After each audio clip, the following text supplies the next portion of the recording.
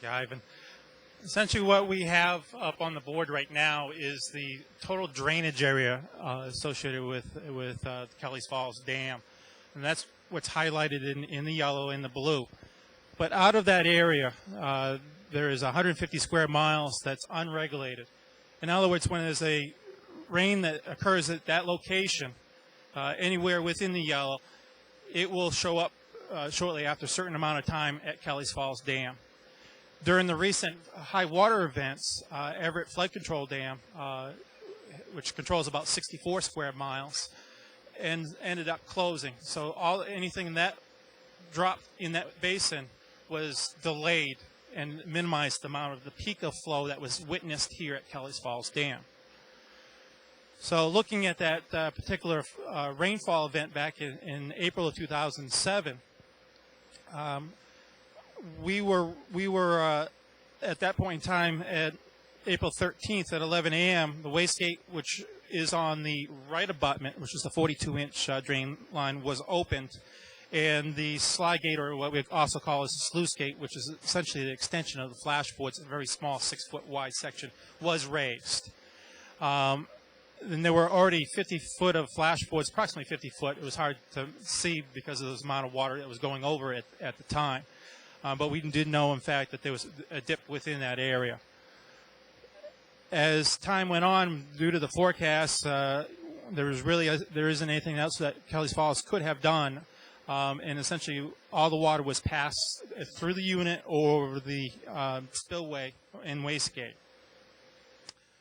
On April 15th and through April 16th, this particular basin ended up getting a little bit over 5 inches, between 5 and 6 inches of rainfall, distributed pretty much along the whole basin. It was kind of a uniform rain event, and what it ended up doing is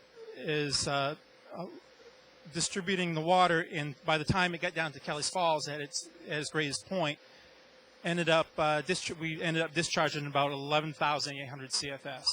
So 11,800 CFS is a large amount of water in comparison to the typical hydraulic capacity of this plant. It's a very small order of magnitude.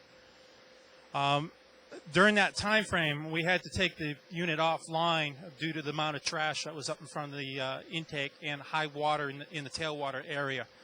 So the unit was not running from 1 o'clock on the 16th, and we ended up turning it back on during the 18th. During this time frame, we did have federal employees, part of the representatives from the Federal Energy Regulatory Commission on site.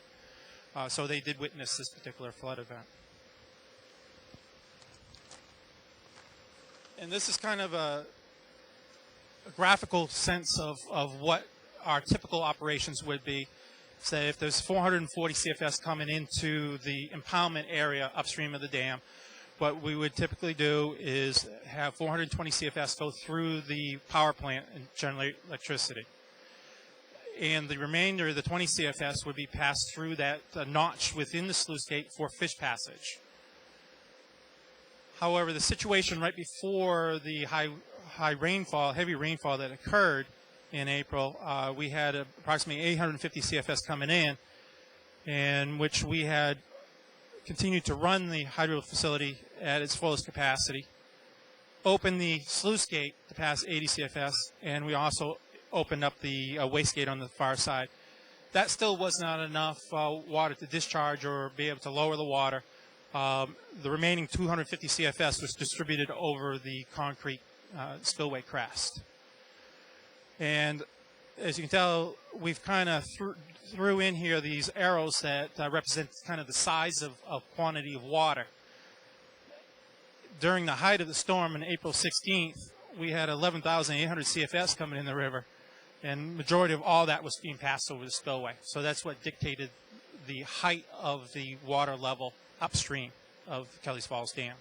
Going back to the history, the flow history at this particular site, and based on the gauge, going back to 1936, this particular area did in fact see about 19,900 CFS in March of 36, and prior to that, 21,900 CFS in 1938.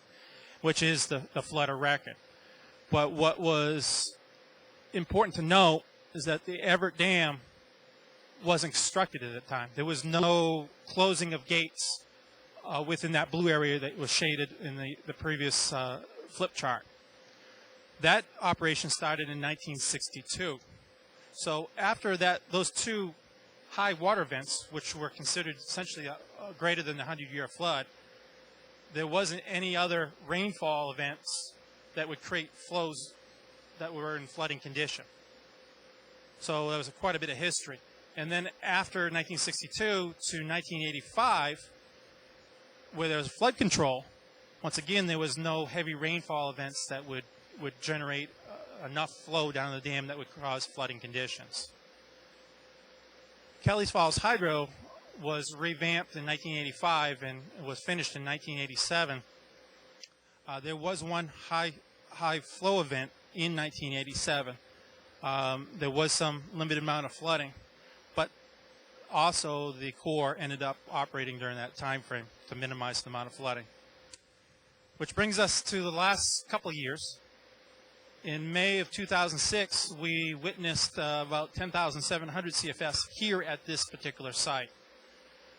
And that was with flood control up at the Everett Dam.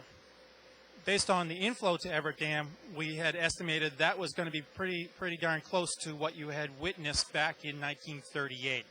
Then this last April event, we had calculated based on the height of the water going over the spillway, around 11,800 CFS at this site. So once again, similar to what occurred back in 36 and 38, there was two high water events that occurred, very similar in nature. But because of the flood control, there was really minimal amount of damage that occurred recently that could have potentially could have occurred. Just looking at the time that we had operated Kelley's Falls, we've highlighted the areas that there were high water events. You can see that essentially the last 2 years were the peak times. This is what has been in most recent memories of the people that reside around this area.